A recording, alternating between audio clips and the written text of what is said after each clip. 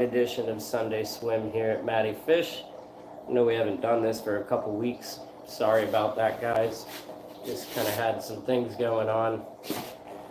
I know it's probably kind of hard to see me, but I wanted to black out the window this time so there wasn't any glare on the fish for you guys. Let's get into a couple of announcements.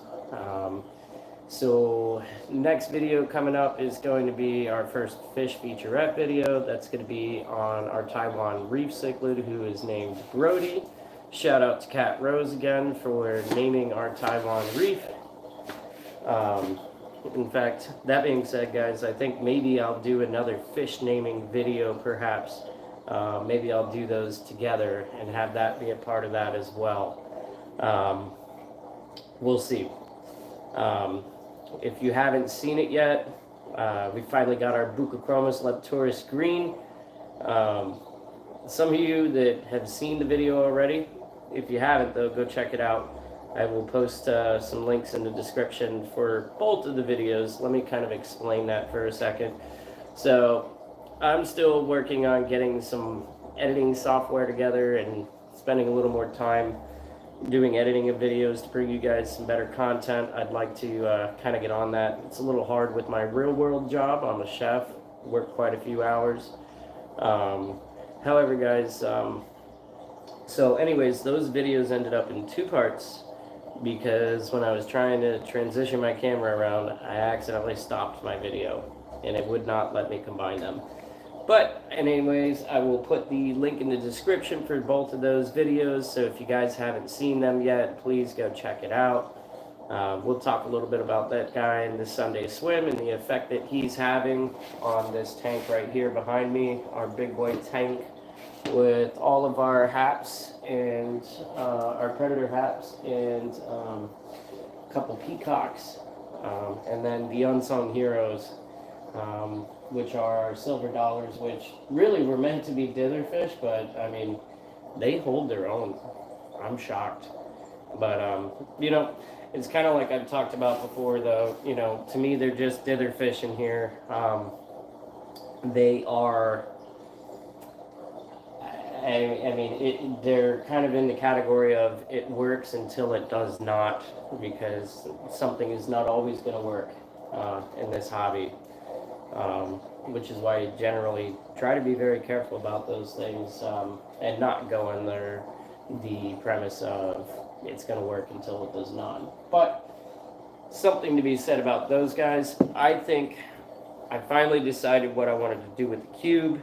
I know I kind of talked about doing a paludarium, perhaps, or maybe something else. Let me see if I can turn this light on and it doesn't cause any weird glare or anything for you guys.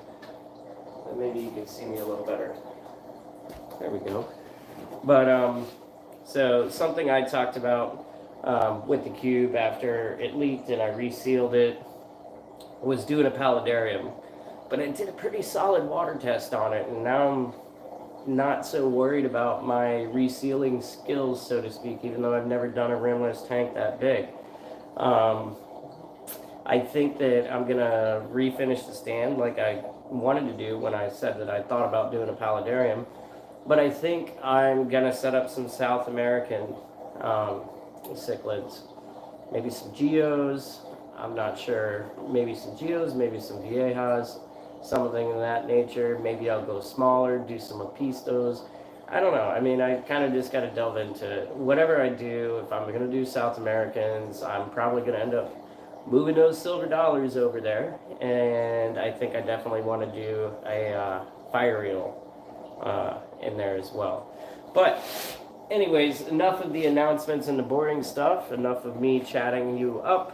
Let's get into what's happened with the fish this week and the changes that having our Buccochromis leptoris green introduced to the big boy tank has caused. Not that any of that's bad or anything. It's just kind of normal cichlid behavior. We'll get into that in a second. Let me turn this other light back out because clearly not a good idea. Give me 1 second, guys.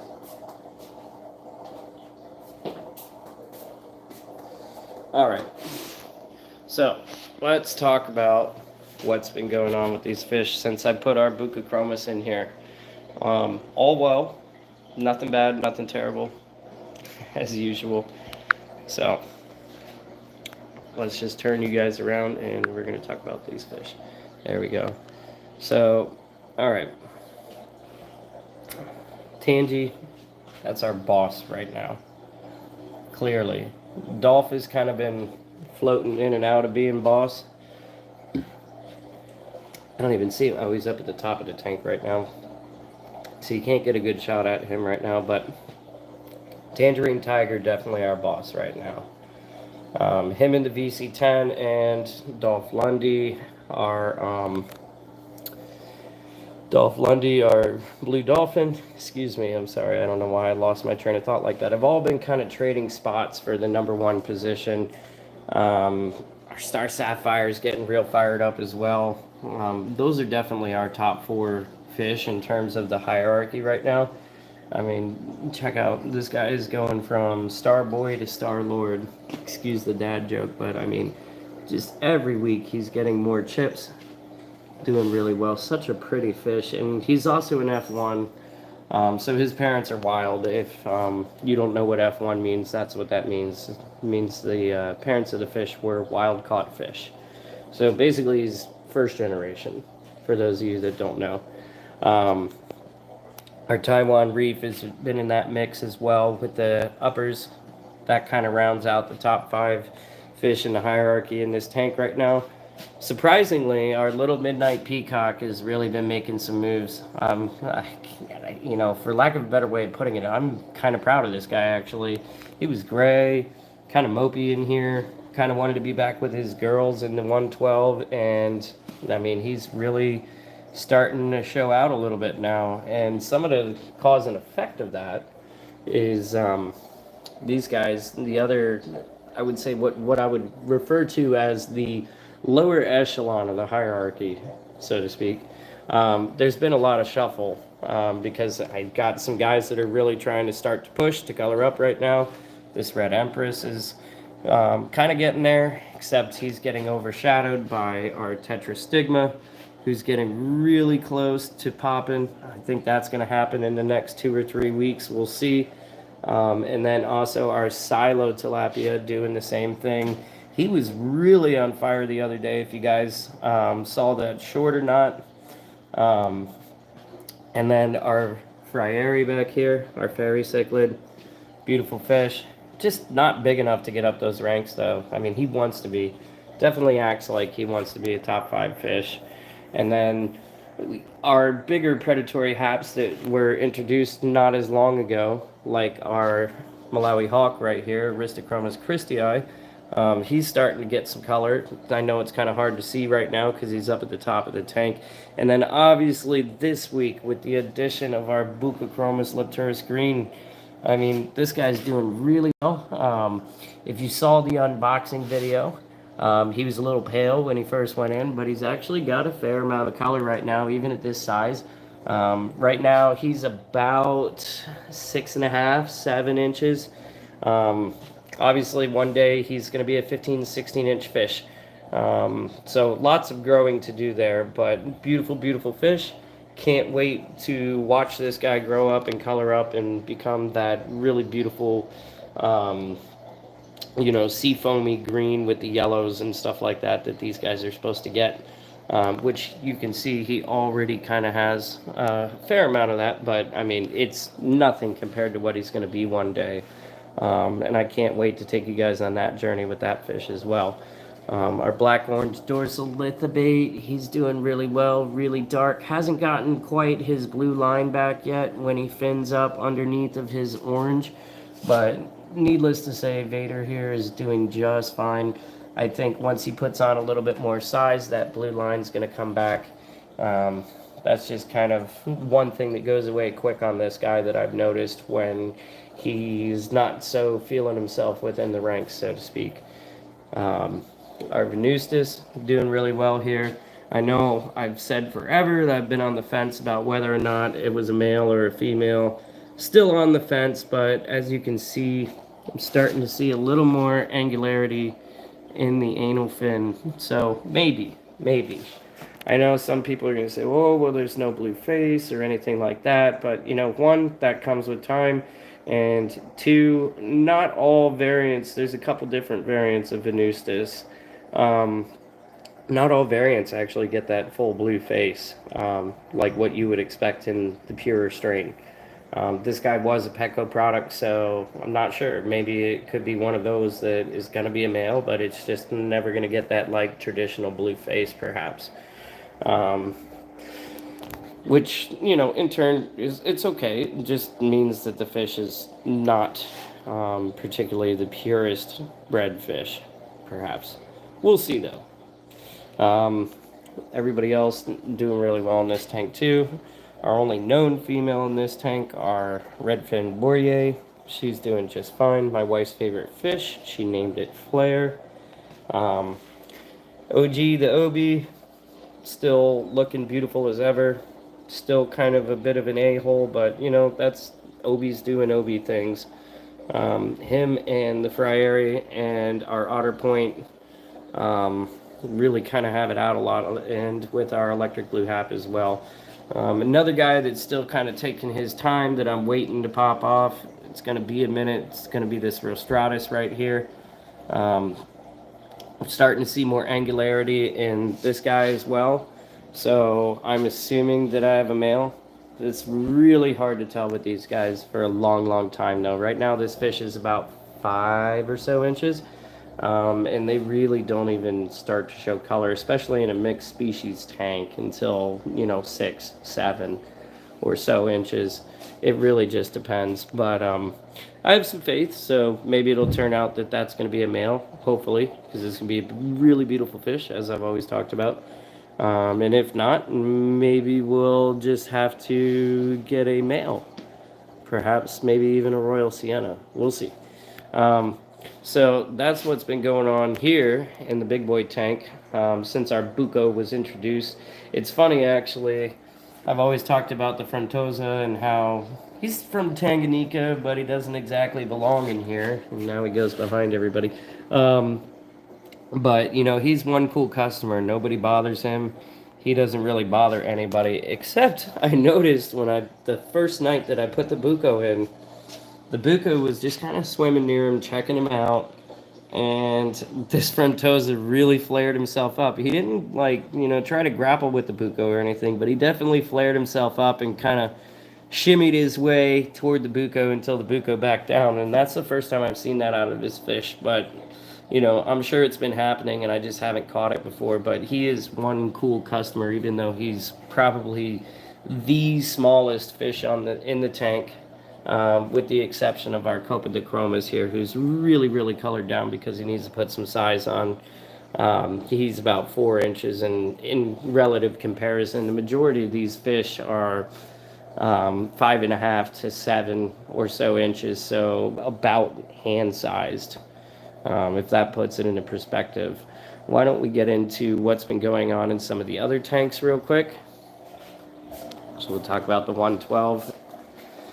So I haven't moved Fry Guy out here yet. He's really close size-wise, but, you know, I'd rather not risk it just yet because he is a variant of Nairai, because he is a product of our salmon hap and our OG Nairai right here, who his name is Uno since he has just one egg spot.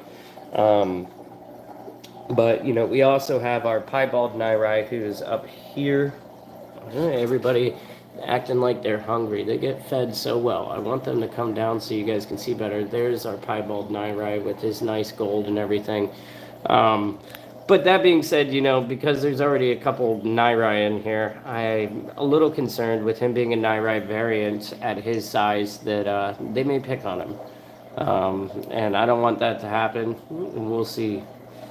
He's getting close to about the size of our little Polit cichlid here. So maybe in a couple weeks I'll move him out. Haven't really had a reason to since our salmon hap spit her eggs. Our 3-spot torpedo doing really well in here. Put on a fair amount of size. I've had him about a month now. I would say he's probably put on about a little less than 1/2 inch in size. Doing very well though, and hopefully in a couple months he's put on another 2 inches or so, and I can put him with the big boys where he's going to belong. And then everybody else here just kind of living their best life. I know I've been saying forever I'm gonna move some of these females and get rid of the Bumblebee or the Melandia, but you know, like I've been kind of focusing on the other tank right now, and now that I got the last edition of the Lepturus in there, I can start focusing more on this tank, or I can focus on this tank getting set back up, and then do South Americans in that tank. We'll see. Why don't you guys, if you can, let me know in the comments below what you think you'd like to see first, and we can work towards that. But everybody doing really, really well in here as usual. I know I got this hob hanging here. That's an Aqua Clear 110. It really just serves a polishing purpose because I have the sump as well. And our sump doing very well. That being said, what I really kind of want to do, I want to get rid of this nasty, ugly tube, so to speak. And I think eventually I'm going to get a small canister for polishing, maybe a Flueball 407 or maybe an FX2. Just haven't decided yet. I'm thinking more like an FX2, and then I could do a spray bar. But I mean, I could do a spray bar with a 407, but gallon per hour, a little better on FX2 would be better for polishing, in my opinion. So that's kind of where I'm leaning. Our shrimp and guppy tank doing really well. As you see, our plants are really growing up. All this duckweed over there, I mean, there's probably close to enough to cover the surface right now. A lot of it's just kind of on top of each other because it's stuck in the shrimp grass. But this tank doing really well. I finally got a couple more females. Hopefully that'll take some of the strain off the other females, and I can actually get some batches of fry that are surviving. I've seen fry in here in the past. It just kind of seems like there were so many males that they were so eager to mate with the females that I literally have watched females birthing fish with males following them and trying to eat the fry as they were coming out, so to speak. So got some more females in here. Hopefully that fixes that problem, takes some of the strain off of the other girls. And we'll just kind of see. I was also thinking maybe of putting some rams or some keyhole cichlids, like just a pair, in here with these guys. But let's just see how this goes with the other females first. Let's go back to the big boy tank real quick. Excuse the little bit of clutter that you see around the apartment. Been doing some spring cleaning. So everything just going really, really well in this big boy tank. I still need to get back under here, underneath, and reorganize and put my other power strip on, but we're going to do that soon. Not too much else to report for you guys this week. I mean, don't run away yet, though. I really, really, really, wish that I had the nanny cam up and running already for this fish, so you could watch some of the things that I can observe in real time as opposed to just over the course of a video, because you know, these guys are really going through their puberty stage, so to speak. So the changing of the guard is constantly happening. But again, that's why when I was kind of talking about the hierarchy, we have like our upper echelon and our lower echelon, so to speak, you know, like not to divide it by royals and plebes or anything like that, but that's just kind of how it seems like it goes right now. But I will get a nanny cam shortly. I think what I'm really trying to do is I'm trying to wait until get monetized, and I'll make that a members thing. But if you guys would like to see that sooner, let me know also. Also, I need to get a little bit better about cleaning the back of my glass there. This is not inside the tank. This is just water splash on the outside of the tank. And you know, it's funny. When I did my water change the other day, I cleaned pretty much all that off, and these guys are just, I mean, lit up, chasing each other around and stuff right now because they're trying to rearrange their hierarchy since the addition of the Buko. But nothing too serious, as you can see. Nobody's got any ripped, torn fins, anything like that. So just a lot of flashing and showing off and things of that nature, and maybe a little bit of chasing, obviously, as you see all the splash. Well, guys, I'm going to go ahead and cap this one. I might be doing a collab coming up soon. I'm not sure. I'll let you guys know. Be on the lookout for the featurette video about Brody or Taiwan Reef Cichlid. And then, be on the lookout for me potentially finishing the cube again and setting it back up and doing some South Americans and a fire eel perhaps. So if you guys haven't yet, like, subscribe, share. If you already have, please continue to do so. Make sure you hit that notification bell so that you know what's going on in this channel, and we can continue growing these cichlids together and watching them grow. And I can't wait, guys, till we get monetized to bring some more bigger, better things to this channel. So I couldn't do it without you guys. Thank you for all your love and support. Let's get these watch hours and get there so that we can do some bigger things. Thank you, guys. Have a great Sunday. Matty Fish out.